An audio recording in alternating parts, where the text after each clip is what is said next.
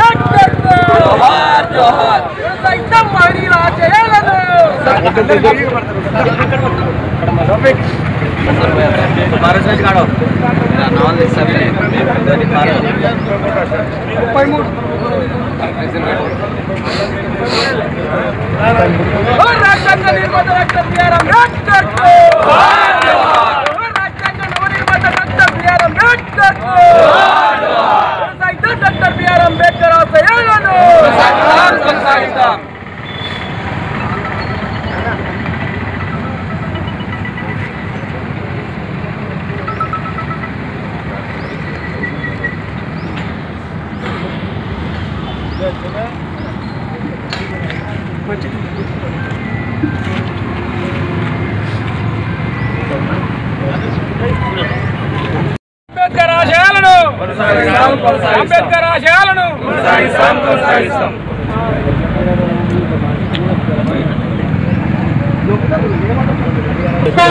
133వ జయంతి సందర్భంగా యావత్ భారతదేశంలో ఈరోజు ప్రజాస్వామ్యం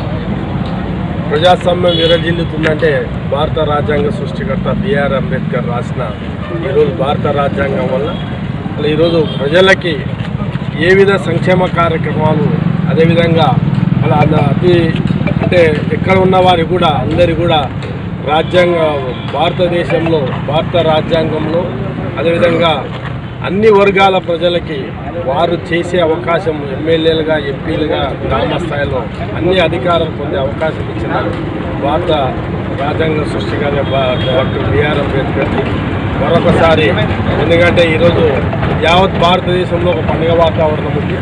ఎక్కడ చూసినా ఈరోజు ప్రతి వాడలో డాక్టర్ బిఆర్ అంబేద్కర్ని పెద్ద ఎత్తున కొలుస్తున్నారు. వారి జయంతి సందర్భంగా అందరికీ శుభాకాంక్షలు.